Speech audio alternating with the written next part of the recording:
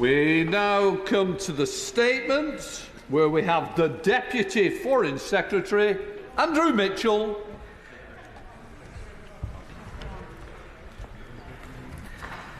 With permission, Mr. Speaker, I would like to make a statement on Israel and Gaza. Over 7 months since the horrors of October the 7th, there is no end to the current conflict in sight. This government wants to bring the conflict to a sustainable end as soon as possible. But as so often with conflicts of this nature, the question is not about our desire for peace, but rather about the best means of achieving it.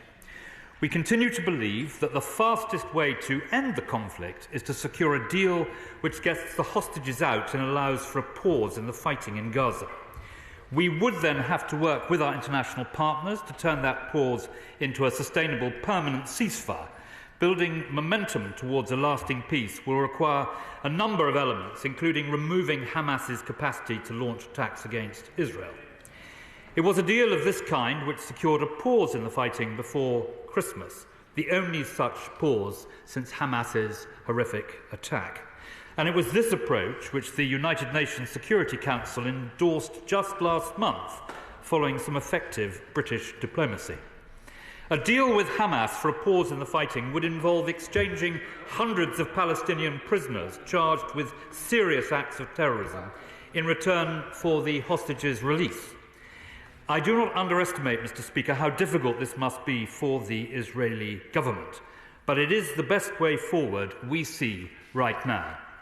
We continue to work closely with the United States and partners in the region to support such a deal, and we do not believe that the ICC prosecutor seeking warrants will help in this regard. As we have said from the outset, we do not think the ICC has jurisdiction in this case. Mr. Speaker, a deal as I have described offers the best prospects of reuniting more hostages with their families. The anguish for them is unbearable.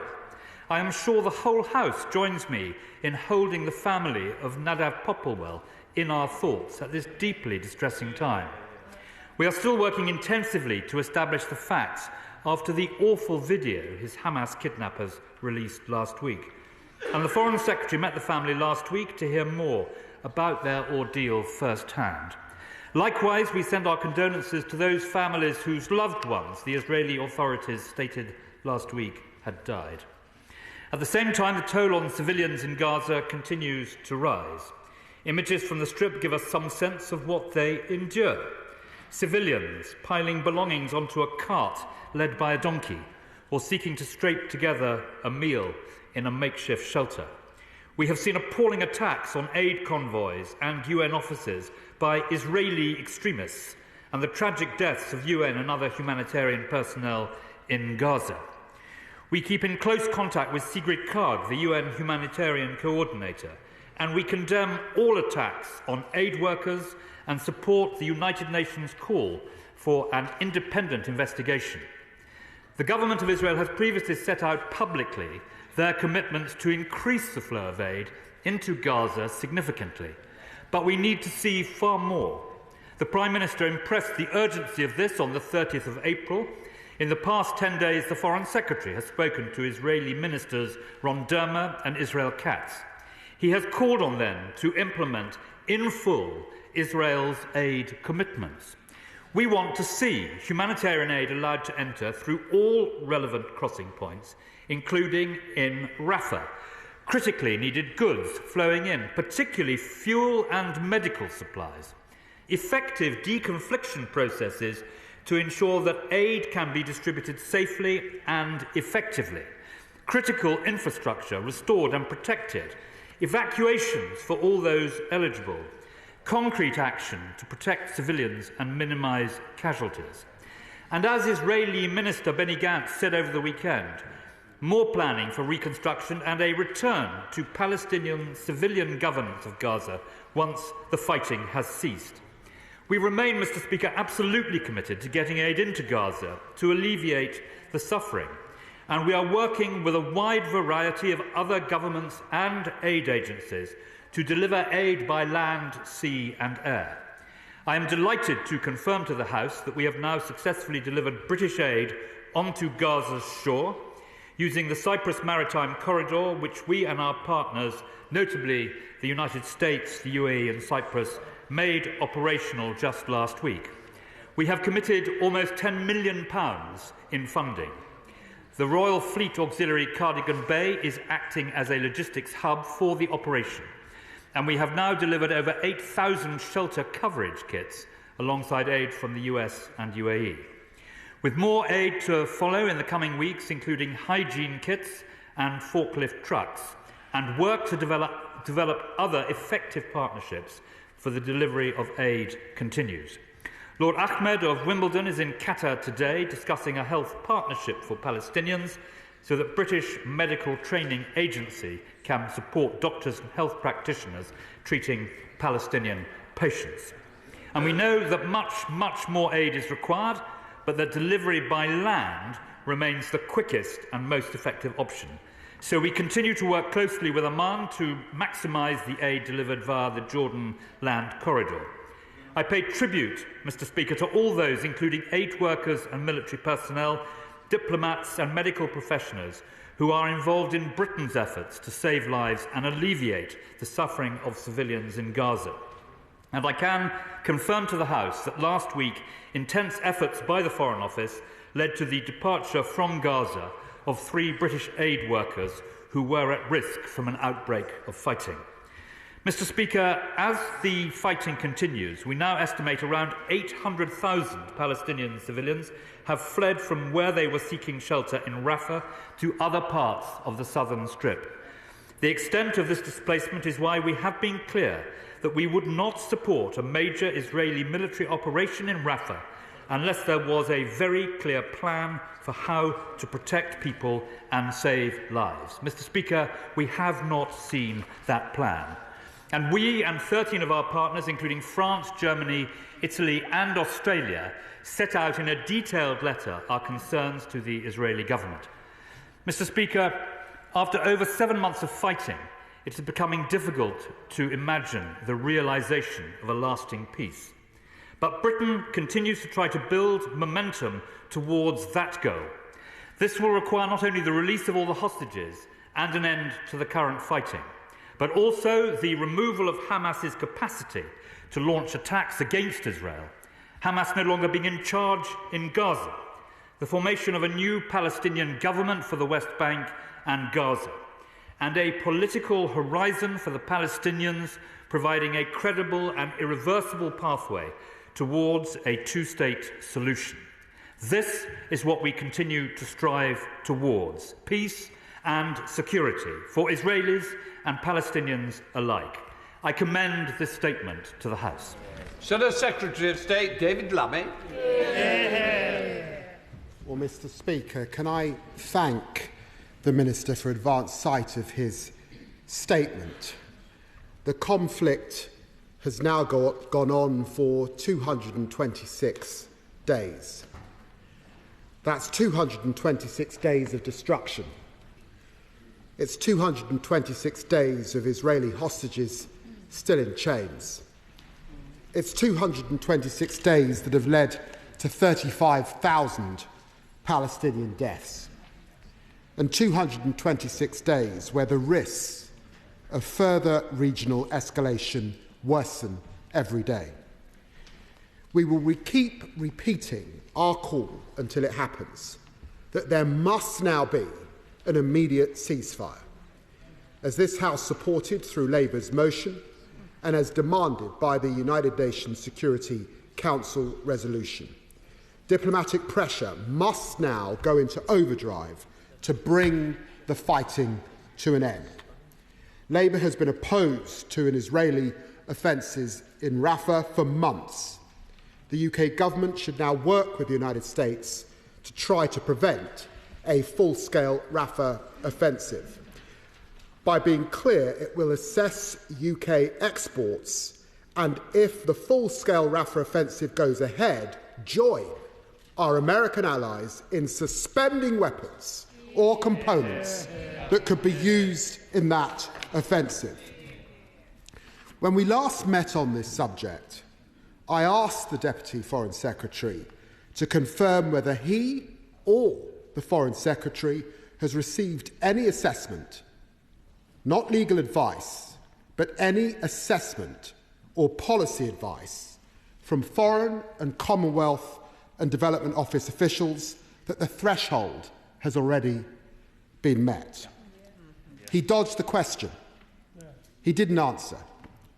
So I repeat that question to him today, and the whole House will be interested in his response. Last November in this House, the Deputy Foreign Secretary appeared to row back on Boris Johnson's shameful abandonment of the International Criminal Court, when he said it is not for ministers to seek to state where the ICC has jurisdiction. The Prime Minister followed up in December when he said we are a strong and long-standing supporter of the International Criminal Court. But in his statement today, the government have backtracked, U-turning of one of Britain's most fundamental principles, respect of the rule of law. Labour has been clear throughout this conflict that international law must be upheld, that the independence of international courts must be respected, and that all sides must be accountable for their actions. I ask the Minister very simply, does he agree? Arrest warrants are not a conviction or determination of guilt, but they do reflect the evidence and judgment of the prosecutor about the grounds for individual criminal responsibility. Labour's position is that the decision by the International Criminal Court Chief Prosecutor to apply for arrest warrants is an independent matter for the court and the prosecutor. Does the Minister agree? Labour believes that the International Criminal Court's independence must be upheld and respected, and that it is right that the conduct of all parties is addressed by the court. Does the Minister agree?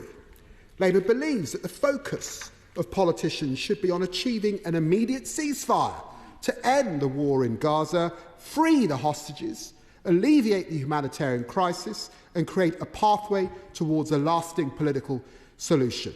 Does the Minister agree? And Labour believes that the UK and all parties to the Rome Statute have a legal obligation to comply with orders and warrants issued by the court. Democracies who believe in the rule of law must submit themselves to it. Does the Minister agree? So Labour supports the ICC as a cornerstone of the international legal system that supports allies regardless of the court's focus, whether it is in Ukraine, Sudan, Syria or Gaza. Does the Minister agree? These get to the heart of a simple question. Does the Conservative Party, the party of Churchill, who was one of the founders of our international legal framework, does the Conservative Party believe in the international rule of law or not? Foreign Secretary. Well, may I start, Mr. Speaker, in response to the Shadow Foreign Secretary by assuring him, in answer to his final question, that the answer from the government, as he would expect, is yes. And I think it's worth stating that if one looks carefully at his high-flown oratory this afternoon, we do not see very much of a distinction between the position of His Majesty's opposition and the government. And as I will set out, Mr. Speaker, now he starts off by saying that this is day 226 of the incarceration of the hostages, of the destruction that has taken place, and of the risks of escalation. And I completely agree with what he says, and he says that the diplomatic pressure must rise. I can tell him that the diplomatic pressure is intense on all counts and in all places, and he says we must work closely with the United States of America. Let me assure him that we are working intensively and closely with the United States. He asks me about the advice we receive and suggests that I dodged the question on the earlier occasion, Mr. Speaker. I certainly had no intention of doing so, and I can tell him that we receive all sorts of advice from all sorts of places, but we do not, as is the custom and practice, as he knows well, disclose our legal advice, but we are always careful to follow it meticulously. And that is my answer to his question. He asks, is it a matter for the court acting independently? And my answer again is, of course it is. But we don't necessarily have to stay silent in our view on what the court is doing, and we certainly are not. And for his question about the letter from a former Prime Minister, as we have said from the outset, we do not think the ICC has jurisdiction in this case. The UK has not recognised Palestine as a state, and Israel is not a state party to the Rome Statute. But as I say, Mr. Speaker, I think if we split away some of what he said today and the oratory which he customarily displays in this place, we see that the position of the opposition front bench and the government remains very closely aligned. Chair of the Select Committee, Alicia Kearns. Speaker, my condolences go out to all the families who've received the most devastating news over the last few days that their loved ones have been murdered, and also to the Poplar family who have received heinous treatment from Hamas with the publication of that outrageous video. Last week, the committee pushed the Minister for the Middle East to do more to get proof of life for those who have been held hostage, and that remains the call from our committee. Can I welcome the effort on the maritime ports? It is good that that is now in place. However, it will be unable to function come September due to the changes in the tide that will then come in. So this is a short-term solution. Since the 6th of May, when the Rafah offensive started, there have been only 40 trucks that have gone in through the Kerem-Sharon crossing. In Rafah, no fuel has gone in, no medical evacuations have taken place as aid agencies have started to suspend sending in their own people. And that is extremely concerning. So my question is, when will the Rafah crossing reopen? And will the Erez West crossing finally accept aid not just through Jordan, but also through Ramallah? Because otherwise the amount of aid needed is just not going to get in. Well, I thank the Chair of the Select Committee for her remarks. She made the point, I think, before about proof of life, and as she knows, this is something which my noble friend Lord Ahmed has been pursuing in direct response, I think, to her committee. She makes the very good point, Mr. Speaker, that the maritime option will only go on for as long as the sea conditions are satisfactory. And that emphasises the importance of getting aid in by road, one of Britain's specific demands of the Israeli government. And she points out that Rafah has effectively been closed for the last few weeks, and the great difficulties that that causes. And we hope very much that there will soon be a deal between Egypt and Israel to put that right. We come to SNP spokesperson Brendan O'Hara. Thank you, Mr. Speaker. We go down a dangerous road, Minister, if we believe that the rule of law is something from which a government can pick and choose. So, unlike the government, we very much welcome the decision of the International Criminal Court to issue arrest warrants for the Hamas leaders Sinwar, al-Masari and Haniyeh for crimes against humanity and war crimes committed on and subsequent to October the 7th. We have always unreservedly condemned the appalling Hamas attacks, their murders and their hostage-taking, and we repeat our calls for the immediate release of the hostages. Given the ferociously disproportionate Israeli response, one which has seen 35,000 dead, 100,000 injured, tens of thousands of children orphaned, a civilian infrastructure in ruins, the cutting off of food, water, electricity and medical supplies, we also welcome the ICC filing applications for the arrest warrants of both the Israeli Prime Minister Benjamin Netanyahu and the Minister of Defence Yoav Gallant for war crimes and crimes against humanity.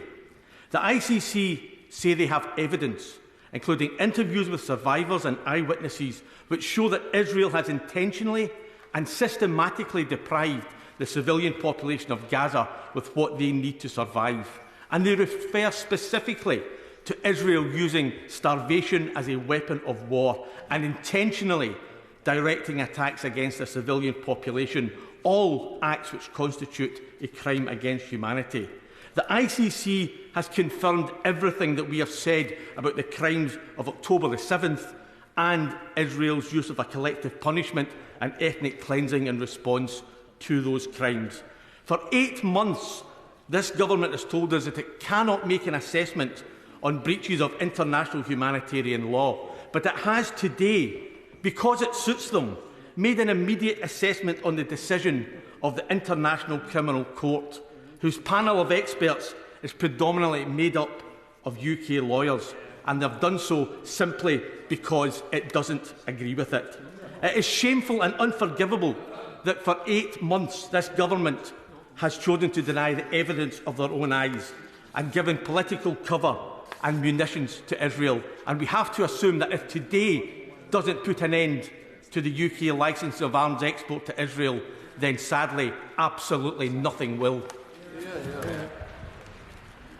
Well, Mr. Speaker, the position is simply not in respect of the ICC, as the honourable gentleman set out. And the ICC has done nothing of the sort in what he described. He suggested that they had already found the answer to these allegations, had already exercised their answer. And the truth is that the pre-trial chamber now needs to consider the evidence and then reach a judgment. So let us not jump through all these hoops at once when they are simply not there to be jumped through. He also asks, as indeed did the Shadow Foreign Secretary, about whether we are playing fast and loose with the rule of law. We are certainly not, and I hope that he will attend the main debate today when he will see exactly what the government thinks about the rule of law in all cases. And just because you support the role of the ICC does not mean you have to be devoid of a view on what it is saying, and the government is giving its view. And as I said, Mr. Speaker, we do not believe that seeking warrants will get the hostages out, get aid in, or deliver a sustainable ceasefire, and that remains the UK priority. Sir Julian Lewis. This question is in my personal capacity, Mr. Speaker, not as Chairman of the ISC. In general, I am a strong supporter of the work of the ICC. The terrorist attack was undoubtedly designed to provoke an overreaction by the Israelis and to polarise societies, and it has succeeded in both those aims. May I encourage the Minister to encourage the House in turn to read the ICC's statement in full. It's helpfully available online. And may I urge people with a partisan view on either side of this atrocious issue to take on board seriously what the ICC is saying about the activities of the side they support as well as the side they oppose. Mr. Speaker, I think my right honourable friend makes a good point about ensuring that the debate is informed by facts and not by rhetoric. Don Butler. Thank you, Mr. Speaker. Minister, I'm a little bit confused. The government has previously said that they will not endorse any military operation into Rafah because that would be against international law. The Minister today said that unless there was a very clear plan of how to protect people and save lives, what's changed? Mr. Speaker, nothing has changed at all. We have repeatedly made clear that we cannot support an attack on Rafah without seeing a detailed plan.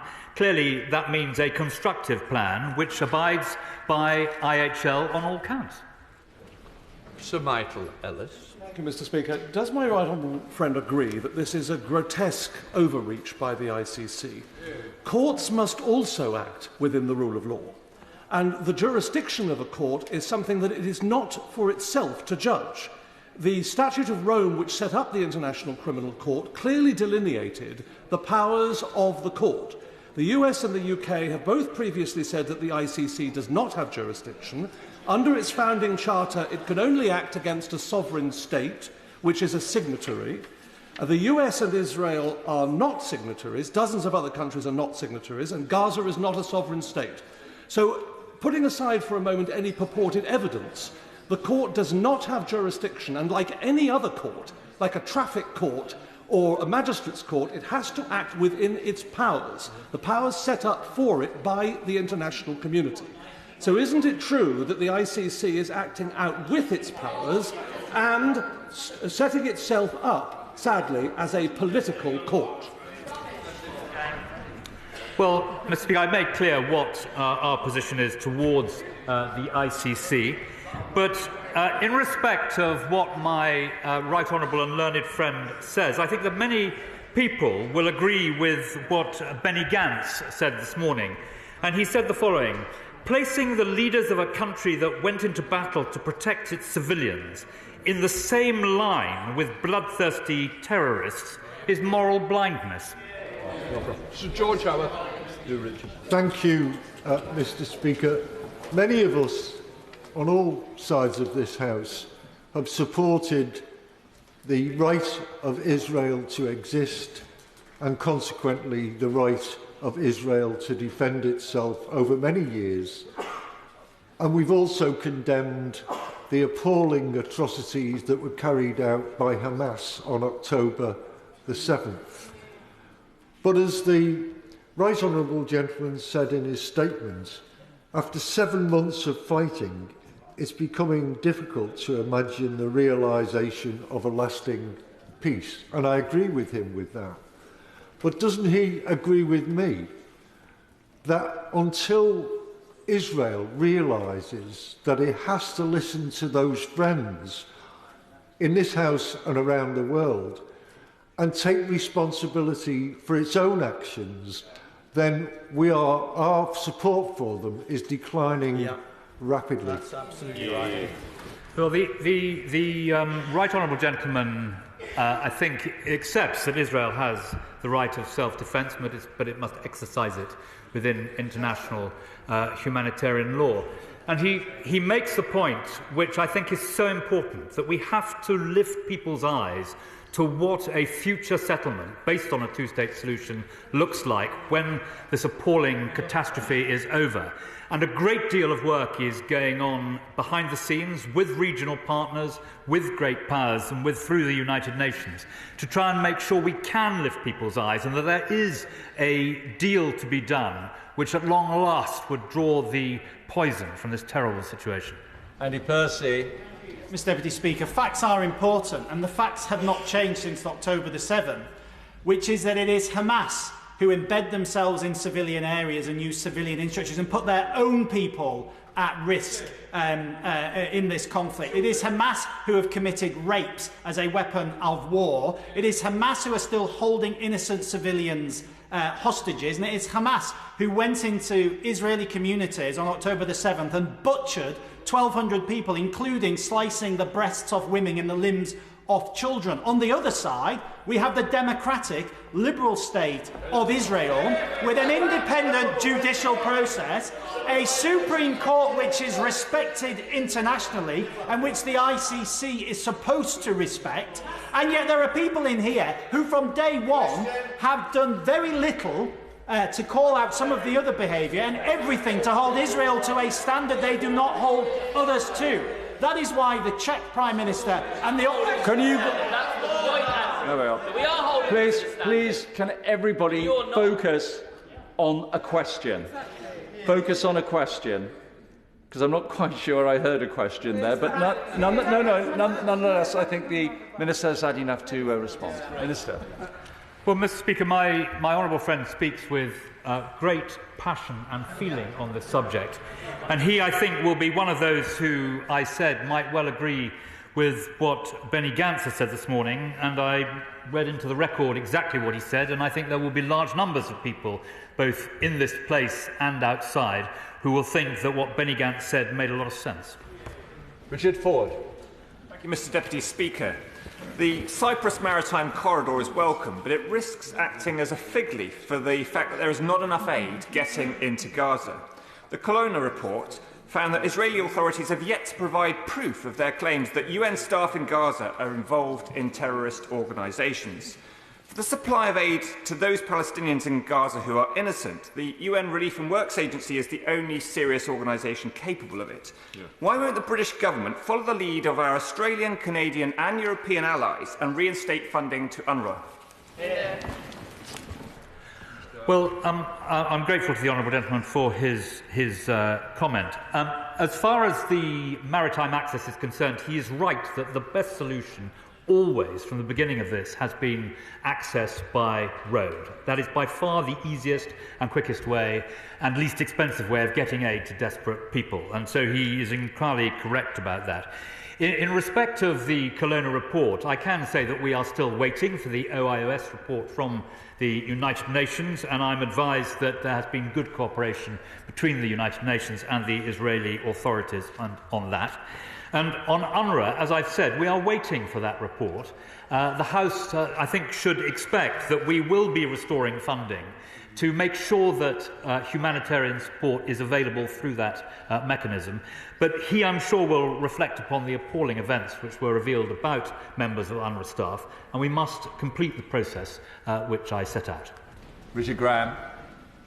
Deputy Speaker, the Israeli War Cabinet looks divided. Chief of Staff is pressing for a day-after strategy. The Defence Minister has outlined his concerns, and the former Defence Minister and Chief of Staff, Benny Gantz, has asked to see the government's post-war plan for Gaza Strip with 6 strategic goals, all of which, and perhaps my right honourable friend would care to comment, look very similar to those that he has outlined as our own goals. The former Defence Minister has threatened to resign if the plan isn't announced by June the 8th. Is he going to have to resign, or are there chances that there will be a plan which both he and us could agree with? Well, I very much hope my honourable friend is correct in saying, and indeed hoping, that there will be a plan, Mr Deputy Speaker. And what he shows in his perceptive question is that there are many voices in Israel. And the fact that he quoted 2 such senior figures, one seeking to know what the day after strategy is, and the other one wanting to see a post-war plan, underlines the response which I gave a moment ago to the other side of the House, that we have to lift people's eyes to the fact that this dreadful conflict will come to an end, and we will then need to have a plan to ensure that the future is very different from the past. And I remind the House that the tremendous progress that was made in Oslo at the Oslo Accords took place on the back of the Intifada. So out of great darkness we must ensure that a proper plan comes forth. Apsana Begum. Thank you, Mr Deputy Speaker. Can the Minister explain how this government can possibly justify continuing to support a military campaign that has involved denying civilians electricity and basic services, the starving of civilians and blocking of aid, the bombing of civilian infrastructure, the forced displacement of millions, the killing of journalists and aid workers, and the killing of civilians, including large numbers of children, on an unprecedented scale? Well, Mr Deputy Speaker, we don't support that. What we support is Israel's right of self-defence, but it must be carried out within international humanitarian law. James Sunderland. Mr Deputy Speaker, I think there's a danger from the scope and the timing of the ICC arrest warrants that somehow moral equivalence might be implied, but it is quite clear that the fighting should stop. Can I please ask the Minister what he thinks the impact will be of those warrants? Well, my honourable friend makes a most interesting point. This smacks of an unworthy, indeed ludicrous, sense of moral equivalence between a murderous, prescribed terrorist organisation and the democratically elected government of Israel, seeking to protect its citizens and recover its 124 remaining hostages. Lammy. Thank you, Mr Speaker. I think when we are talking about the role of the ICC, it's not about whether it's moral, it's about making sure a democratic state falls within the rule of international law. As 35,000, as it's estimated, 35,000 people have been killed. 132 hostages are still held. The Arab League have now called for an immediate ceasefire, deployment of a UN peacekeeping force in the West Bank until a two-state solution is negotiated. Will the Deputy Foreign Secretary answer my right honourable friend's, the member for Tottenham's question, which he failed to, in terms of that offensive in Rafah, and will we join our American allies in responding and stopping all war components being sold? Well, Mr. Deputy Speaker, that is not what the American government has done. They have suspended one shipment, but they have not stopped any of the other supply. And in the first part of her question, the government continues to seek a pause in the fighting, which can lead to a sustained ceasefire, and also get the hostages out and aid in. Tobias Elwood. Thank you, Mr. Deputy Speaker. The Deputy Foreign Secretary speaks about a ceasefire, speaks about getting the hostages out, speaks about getting the aid in, and talks to resume. But can I ask him to address the bigger picture? Because behind Hezbollah, behind the Houthis and behind Hamas sits Iran, arming and training these extremist non-state actors. And as much as we debate the possible long-term governance and security solutions for Gaza, they are unlikely to stand the test of time until the challenge of Iran's disruptive proxy influence across the Middle East is challenged. Now, Iran's destabilising foreign policy is determined by the President, by the Supreme Leader, and by the Foreign Minister. Two of those three were killed in a helicopter crash on the weekend. It's clear for Iran to determine who replaces those. But can I ask whether we can advance our own robust policy to stand up to Iran's proxy influence? Otherwise, we will never secure lasting peace in Gaza. Well, Mr. Deputy Speaker, my right honourable friend, the former chairman of the Defence Select Committee, is right about the malign influence of Iran through its proxies, Hezbollah, Hamas and the Houthis, on the situation in the Middle East. And we hope that Iran will cease to disrupt in the way that it does through its proxies. And it may well be that the events of the weekend offer an opportunity for a reset. Justin Matters. Thank you, Mr. Deputy Speaker. As I understand the government's position on the International Criminal Court, it's because Israel were not a signatory to the original treaty, and because Palestine is not a sovereign state, they don't believe that they have jurisdiction. Well, I think that leads us to a place where anyone can opt out of the jurisdiction of the International Criminal Court at any time. I think that's a terrible place for us to be as a government and a country. But if he doesn't agree with that, will he at least agree with me that the letter from the 12 senators from the United States to the ICC, where they said, target Israel and we will target you and we will make sure all American support for the ICC is withdrawn, is not a place this government will ever be in? Well, of course, the Americans are not a member of the court, whereas the United Kingdom is. But the point the honourable gentleman makes is an important one, because in this debate about these terrible events and the appalling consequences which have resulted, it is important that everyone chooses their language with care. Stephen Crabb. Thank you, Mr. Deputy Speaker. The Deputy Foreign Minister rightly draws attention to the false moral equivalence inherent in the ICC statement between the actions of sovereign democratic Israel and the most brutal activities of a terrorist organisation. Does my right honourable friend agree with me that that false moral equivalence is always drawn by the enemies of Israel as a way to delegitimise the Jewish state? And does he share my concern with this move by the IEC, not just because of the succour that it gives terrorist groups elsewhere around the world, but the risks within it for ourselves and our own troops as they go about defending our interests around the world? Well, my right honourable friend expresses himself, as always, with great lucidity. And I think it's very important that that message does not get sent.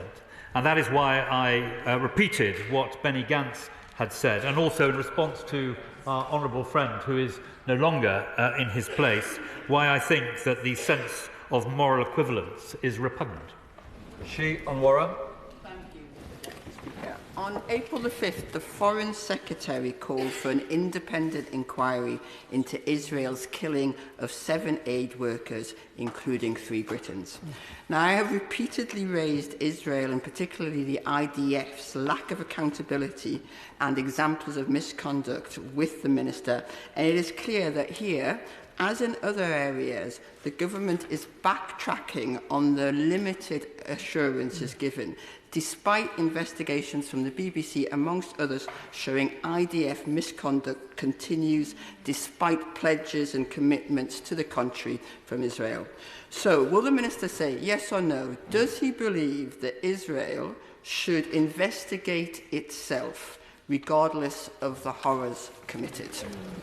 Well, as the Honourable Lady will know, Israel has a rule of law and has the ability to investigate these matters, but she is entirely correct to say that the Foreign Secretary made clear we expect an independent, a detailed independent investigation.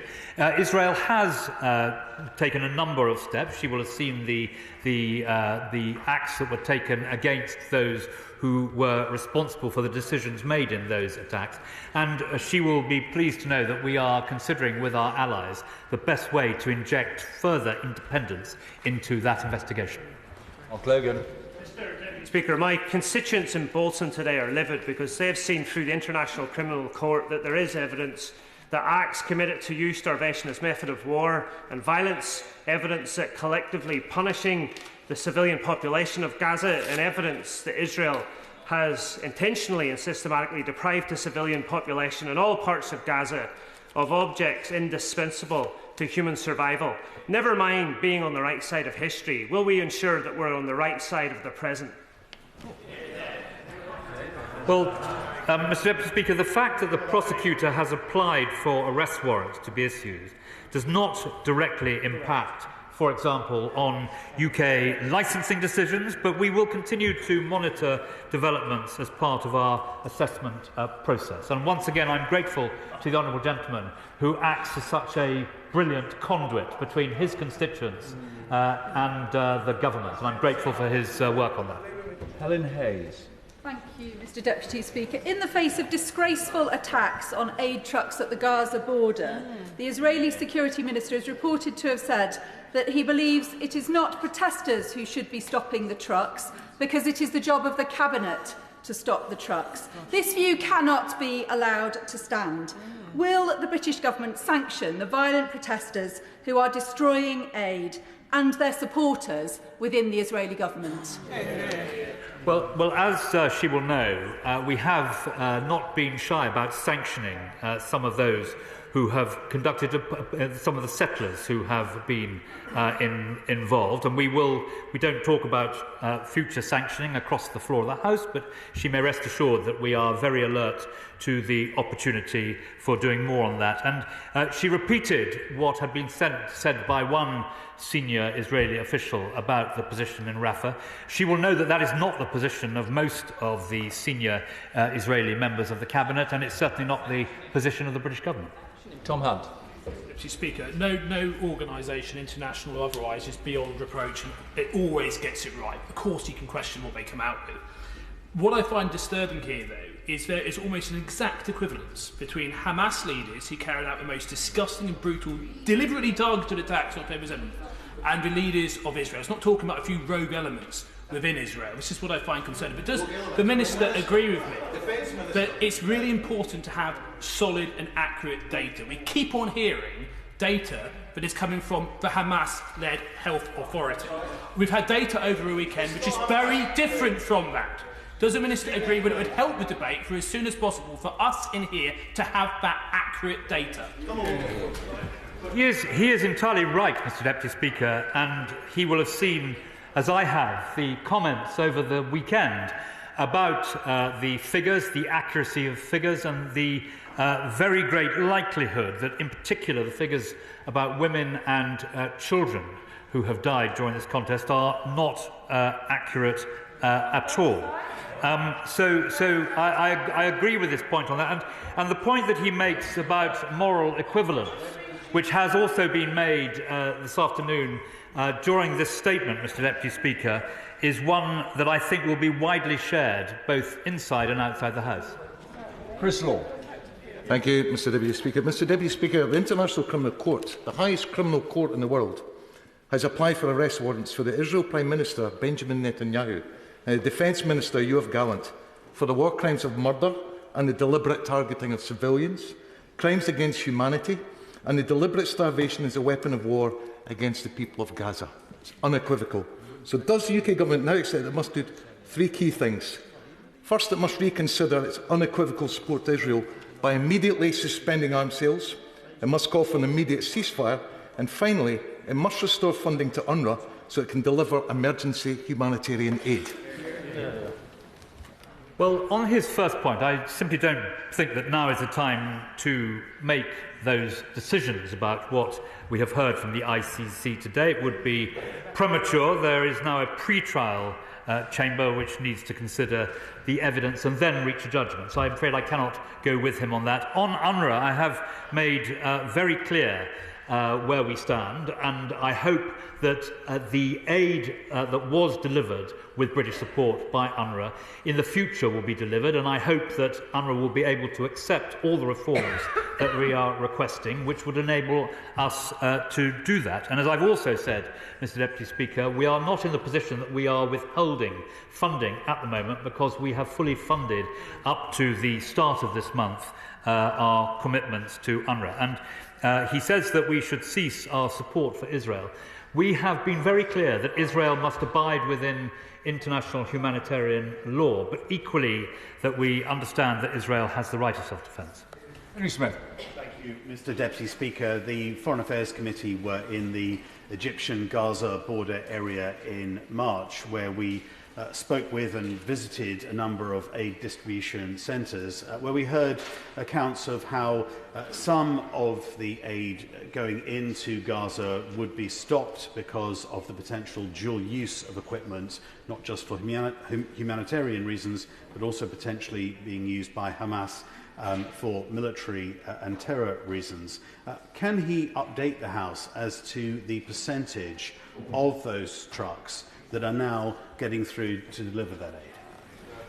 Well, I can tell my honourable friend that the percentage, the number of trucks that are getting through is wholly inadequate. That is one of the reasons why we have made 12 airdrops, 11 by the Royal Air Force, and why we now have the maritime corridor.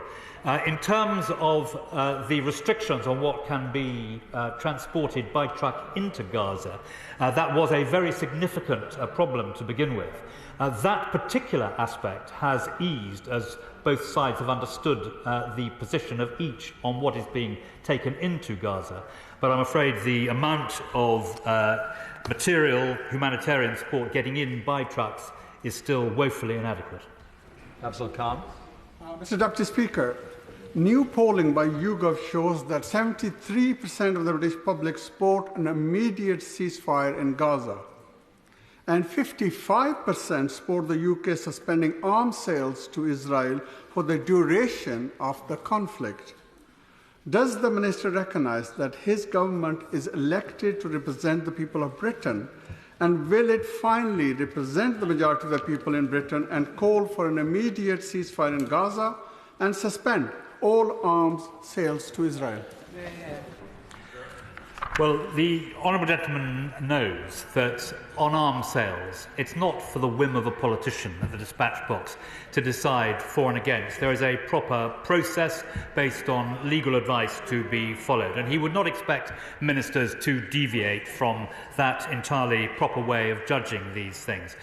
In respect to the ceasefire, we all want a ceasefire, but we want a sustainable ceasefire, and that is why the government has consistently pressed, indeed endorsed by a United Nations resolution, consistently pressed for a pause in the fighting to get the hostages out and allow aid in. That would be the way to lead to a sustainable ceasefire as a precursor for a longer-term deal. And the British government will continue, I hope, with his support and others on those benches to prosecute that endeavour. Emma Hardy. Thank you, Mr Deputy Speaker. How can the Minister argue that his government respects international law when he denies the jurisdiction of the ICC in this conflict? Well, I haven't denied the position of the ICC. What I've said is that we are at an early stage in this process, and we cannot reach those judgments. We cannot reach those judgments at this point. Paulette Hamilton. Thank you, Mr. Speaker. We must not forget the civilians and their children are the innocent victims of this war. The UN says that 800,000 people have been forced to flee Rafah since the 6th of May. In Gaza, there is quite clearly nowhere left that is safe. So can the Minister explain what he thinks the consequences should be for any or all-out attack on Rafah of any forced displacement of civilians?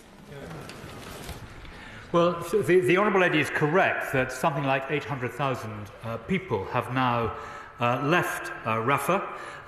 We have managed to get in through the pier over the weekend 8,000 shelter kits, enough for around 40,000 people, but we are part of a growing consensus that is trying to provide that support. The Israeli Defence Force warned 400,000 people to leave. Almost double that have left, and we are doing everything we can to support them in their new locations. And as I have repeatedly made clear, we will not and cannot support an attack on Rafah without seeing a detailed plan, and we have not seen a detailed plan. Jeremy Corbyn. Thank you, Mr. Deputy Speaker. Could the Deputy Foreign Secretary tell us in specific terms what military flights are taking off from Akrotiri that go to Israel? Is the Israeli Defence Force using Akrotiri? Are the US forces using Akrotiri? And also, what is the nature of the overflying of Gaza by the RAF, and is surveillance information being sent to the IDF in response to that? In short, what is the military relationship between Britain and Israel at the present time? Very good question. Well, the Right Honourable Gentleman, Mr. Deputy Speaker, is an extremely senior member of this House, former leader of the Labour Party, and he well knows that we do not comment on security information across the floor of the House. Can I just ask again, please could people just focus on the question, and also please remember that you would have had to have been here for the entirety of the statement in order to ask a question. So I'm taking on your word on that. Thank you, Mr. Deputy Speaker. Other countries now have suspended arms sales. Other countries have restored the funding going forward to UNRWA. Why are we now leading from the behind rather than leading from the front on this? And is it not right that we now do the right thing, suspend arms sales and refund UNRWA? Well, Mr. Deputy Speaker, I think I'm right in saying that no country has suspended existing arms sales arrangements and agreements.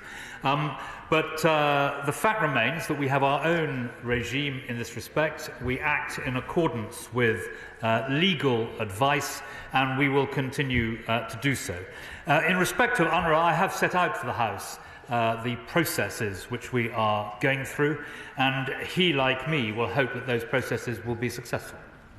Alex Sabel. Thank you, Mr. Deputy Speaker. The Deputy Foreign Secretary enjoyed referencing Mr. Gantz a number of times. He set out his conditions for the end of the war and a day after. In response, Prime Minister Netanyahu's spokesperson said the conditions set by Benny Gantz are empty words.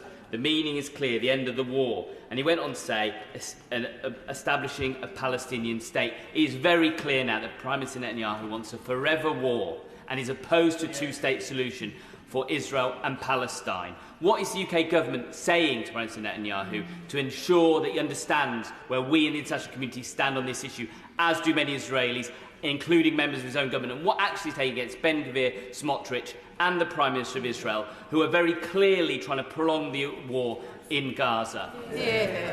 Well, I say to the Honourable Gentleman that what he is saying underlines the fact that Israel is a pluralist democratic society where there are different views. And in respect, he asks me what the British government is saying to Prime Minister Netanyahu. I can assure him that both the Prime Minister and the Foreign Secretary have frank and open and detailed exchanges on these matters. Daisy Cooper. Thank you, Mr Deputy Speaker. It's the position of the Liberal Democrats that the UK government should give its backing to the ICC. If the Conservative government does not believe that the ICC has jurisdiction, then which international institution or legal mechanism does the UK government intend to look to ensure that any breaches of the law of war on the front line can be prosecuted? Well, as the Honourable Lady knows, we make our own judgments on international humanitarian law, and we are quick to come to the House if anything changes. But nothing has changed since the Foreign Secretary made his comments in Washington, I think, in early April. I would just add to her that on the subject of the ICC's announcement today, I hope the House will accept that it is premature to respond further before the pre-trial chamber has considered the application for warrants. Tom Desi. Thank you very much, Mr Deputy Speaker. The jurisdiction of the International Criminal Court, which has today applied for arrest warrants against Prime Minister Netanyahu, the Hamas leader and others, must be respected, contrary to what the Deputy Foreign Secretary said earlier. And I must correct the record for him, and he'd said, and I quote, "We do not think the ICC has jurisdiction in this case." Yeah. So, Mr Deputy Speaker, given that the Israeli government has ignored for the past 3 months the UK Parliament's passed motion as proposed by the Labour Party for an immediate ceasefire, but is now instead planning a full-scale offensive on Rafah, which would be an absolute humanitarian catastrophe, can the Deputy Foreign Secretary confirm that if that planned assault does go ahead, will the UK government suspend arms or component sales to Israel? Well, Mr Deputy, it's very kind of him to seek to correct the record, but his repetition of what I said was absolutely correct, and we've said that from the outset, so he shouldn't be particularly surprised at that. And I can't foretell what the consequences will be in respect of Israeli actions, but I can tell him what the position of the British government is about an operation in Rafah, which does not respect international humanitarian law, and that is why we said that we cannot support it unless we see a detailed plan. Debbie Abrahams. Deputy Speaker, on this side of the House, we believe that international law must be observed. As such, we want to see arms sales components sales being suspended, and we also want to see the perpetrators of violence against innocent civilians, whether Israeli or Palestinian, are held to account. I'm still unclear from the Deputy Foreign Secretary what he believes in and what his government believes in. Do you believe in the international law and upholding that? Mr Deputy Speaker, it should come as no surprise to the House that the government, of course, not only believes in international humanitarian law, but seeks to uphold it. And I've set out very clearly in the House on a number of occasions exactly how we carry out our duties in that respect, and I hope that will give her confidence. And in respect of the International Criminal Court, I would say to her that she is jumping too far ahead. We've set out the limited decision that has been made and announced today, and we should not jump ahead of that. Jeff Smith. Thank you, Mr Deputy Speaker. Earlier on in the statement, the Deputy Foreign Secretary said the House should expect we will be restoring funding to UNRWA. It sounds like the government has made its mind up.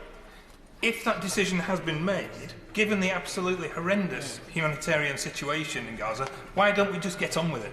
And if there is any chance that funding is not going to be restored, what's the government doing to get an alternative plan for that humanitarian aid to get in? Well, Mr Deputy Speaker, the government operates through other agencies as well as UNRWA. We've been very close indeed to the WFP, through which an enormous amount of humanitarian aid is distributed. And the point I would make to him about UNRWA is that we will go through these stages, which I've set out clearly to the House, but he can rest assured that from my discussions with the United Nations Secretary General in New York just over a week ago, we know that UNRWA is funded for the moment, and we hope that our own funding, subject to the results of the OIOS inquiry, subject to the implementation of the Kelowna report, will be restored. Joanna Cherry. Mr Deputy Speaker, on the issue of the jurisdiction of the ICC, the government's statement is out of step not just with the prosecutor, but also with the impartial independent panel of experts on international law from whom he sought advice, which consisted largely of lawyers from this jurisdiction, by that which I mean England and Wales, not my own. Here's what they said, and I want the Minister to tell me what part of this is wrong. The panel agrees with the prosecutor's assessment that the ICC has jurisdiction in relation to crimes committed on the territory of Palestine, including Gaza, under Article 12(2)A of the ICC statute. It also agrees that the court has jurisdiction over crimes committed by Palestinian nationals inside or outside Palestinian territory under Article 12(2)B of the statute. The ICC therefore has jurisdiction over Israeli, Palestinian or other nationals who committed crimes in Gaza or the West Bank. It also has jurisdiction over Palestinian nationals who committed crimes on the territory of Israel, even though Israel is not an ICC state party. The basis for the court's jurisdiction is that Palestine, including Gaza, is a state for the purpose of the ICC statute. The ICC's pre-trial chamber has already ruled that the court's jurisdiction extends to Palestine as a state party to the ICC statute on this basis. That is the opinion of an illustrious list of mainly English lawyers, with the exception of my dear colleague Baroness Helena Kennedy, who of course is a Scot, although at the English bar. Can the Minister, and I see he's got one of the law officers sitting beside him, can the Minister tell me which part of that opinion is wrong? Well, Mr Deputy Speaker, the Honourable Lady is an immensely distinguished advocate and lawyer, and she will have read the letter signed by no less than 600 lawyers, which broadly agrees with what she has said. But she may also have read the letter from, I think, 1,000 lawyers who disagreed with that, which shows that there are many different interpretations on this matter. Hers is one, and the view of the government, as I've set out, is another. Holly Ling. Mr Deputy Speaker, does the Deputy Foreign Secretary not recognise the damage that is being done to the UK's standing around the world on the rules-based international order and international humanitarian law? Firstly, with his government's refusal to accept the ICJ ruling and now the ICC. He says he does not believe that the ICC prosecutors seeking warrants will help, but at what point will he accept that the situation couldn't get any worse? Absolutely. Well, the point, Mr Deputy Speaker, we have always made is we do not think it is helpful for the court to intervene in this way at this point, because the main purpose is to get the hostages out and food and humanitarian resources in. And so that is the position that the British government takes. Of course we respect the court, but that doesn't mean that we can't give our view on what the court does. Sir Chris Bryant. Speaker, I rather agreed with the comments by the chair of the Intelligence and Security Committee earlier about the ICC, though I would gently point out that I don't think there's a single member of this House that supports the actions of Hamas on the October the 7th, and in fact every single one of us has rightly condemned them. And for that matter, even very long-standing friends of Israel have offered criticisms of the actions of the Israeli government over these last few months, as have many Israelis. But I wonder whether he can clarify something for me. He suggests that there are 800,000 Palestinians who have had to move out of Rafah in the last week or so. He also suggests that not enough humanitarian aid is getting through, and that is because the Israeli government is refusing to let it through. He has also said that the Israeli government has a right to defend itself. We all agree with that, but within the bounds of international humanitarian law. Who is to judge that international humanitarian law if it is not an international court? Surely it can't just be a set of politicians sitting in the Foreign Office making it up out of their own minds. Well, on his last point, that is absolutely not the case. What ministers do is they take legal advice and they act within it, and they take legal advice on international humanitarian law. And we've been very clear that where we stand, the Foreign Secretary made the point in April, I think, in Washington. If anything changes, then of course we will tell the House. But we cannot act on the whim of politicians or ministers in the House. We act in accordance with the law, and that is what we will continue to do. Rachel Hopkins. Yes. Mr Deputy Speaker, the Minister did say earlier that the Government condemns all attacks on aid workers and supports the UN call for an independent investigation into the killing of aid workers in Gaza. Can I ask the Minister if he is of the same view when it comes to the over 100 journalists who've been killed during the conflict? Of course, Mr Deputy Speaker, we are appalled by the scale of death and destruction that has taken place.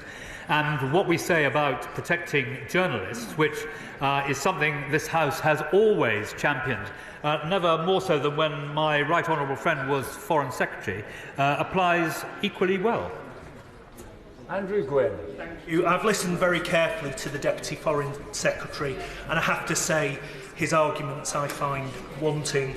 That the ICC thinks that there are reasonable grounds the actions of senior Hamas officials amount to war crimes matters. That they think that there's reasonable grounds that the operations authorised by Prime Minister Netanyahu and his Defence Minister amount to war crimes matters. Given that the ICC prosecutor believes he has acted within the Rome Statute, and as the UK is a state party to the ICC, will the United Kingdom uphold any application in this territory if requested by the Office of the Prosecutor? Mr Deputy Speaker, the honourable gentleman is premature in seeking to ask the government to exercise any such judgment. And as I said earlier in this statement, now is not the time to make these decisions. We need to wait for the pre-trial chamber to consider the evidence and then reach a judgment. Jim Shannon. Mr. Speaker, any loss of innocent life, Mr Deputy Speaker, is truly horrific and is to be avoided at any possibility. However, latest UN reports indicate that Hamas, who are murdering terrorists, as we all know, have inflated the statistics for death in the areas that have been proven to be massively overstated. What steps can be taken to ensure that we are all working for independently verified information and not propaganda, taking into account the fact that Israel have taken greater steps than any other democracy in history to give warning and circumvent the loss of innocent life as far as possible in this war? Well, we do think, Mr Deputy Speaker, that Israel must do more in terms of deconfliction. But he is right that the use of lawyers in targeting, the use of Israeli lawyers in the planning of military activity, not dissimilar to what we do in the United Kingdom, is very important. And I'm grateful to him for the balance which he has expressed, as he always does. Andy Slaughter. Thank you, Mr Deputy Speaker. This country used not only to respect but champion international law. The Minister's dismissal of ICC procedures today confirms how far the government's fallen from its adherence to the rule of law. Why is the government undermining the court and its British chief prosecutor as he attempts to call to account war crimes, including extermination, murder, hostage-taking, starvation, targeting civilians and persecution as a crime against humanity? Well, I'm surprised, Mr Deputy Speaker, at the honourable gentleman putting it that way. He's an extremely distinguished lawyer, and I hope that he will recognise that the point I am making is that the House is rushing to conclusions which are not merited at this stage in the process. Yes. Alistair Carmichael. Speaker, whatever opinion the Minister has on the subject of jurisdiction, the arbiters on that as a point of law will be the judges of the ICC. So in the event that any or all of the warrants being sought by the Chief Prosecutor as announced today are to be granted, can the Minister confirm that the UK Government will render any assistance necessary for their execution? Is that not what a government that respects the rule of law would do? Of course, Mr Deputy Speaker, what I can confirm is that the British Government will always act in accordance with the law. Tommy Shepherd. Thank you, Mr Deputy Speaker. There is now a perception that the level of evidence that the United Kingdom Government requires to make a determination on whether war crimes have taken place and to act upon them seems to vary with its attitude towards the country being alleged to commit those war crimes. Does the Deputy Foreign Secretary not understand the irreparable damage that's being done to the reputation of the United Kingdom internationally as a defender of international humanitarian law by this inconsistency? Well, Mr Deputy Speaker, I simply do not recognise the honourable gentleman's description of what the British Government is doing. The British Government is absolutely consistent. It always acts in accordance with the rule of law and will always continue to do so. Khalid Mahmood. Thank you, Mr Deputy Speaker. For the avoidance of any doubt for members across the Chamber, I have since 2007 opposed Hamas and opposed their atrocities on October the 7th and continue to do that. So there are no sides as far as I'm concerned. I think the actions taken by the IDF need to be corrected as well, and we don't need to be held to account on that. The Deputy Foreign Secretary has said to my right honourable friend that the ICC is not in jurisdiction. To the SNP spokesman, he said that the pre-judgment court hasn't read. To the learned lady in the SNP, he has said that we have to wait until it's not the right moment. Does he believe the ICC has jurisdiction on this issue, and will he give a straight answer, yes or no? So, Mr Deputy Speaker, first of all, I'm grateful for his condemnation over many years of Hamas. He has repeated what I have said to other members of the House this afternoon. If I've understood him correctly, he is noting that I have been entirely consistent in all those responses. Sir Edwards. Mr Deputy Speaker, what are the steps that the Government is taking with our international allies to help create the conditions needed for an immediate ceasefire that can be observed by both sides?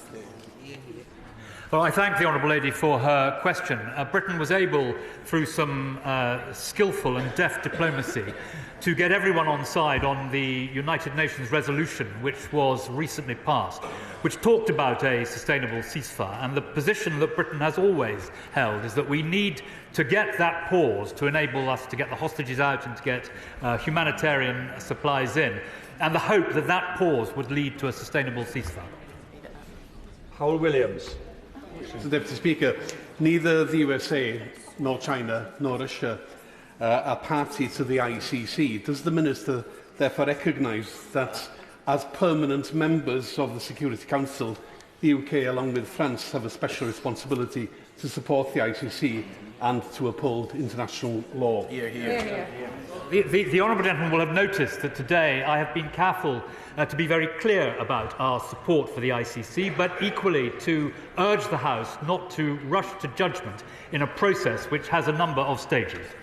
I apologise to those who didn't get in, but we will take notice of your names and get you in at another time. We now have to move on.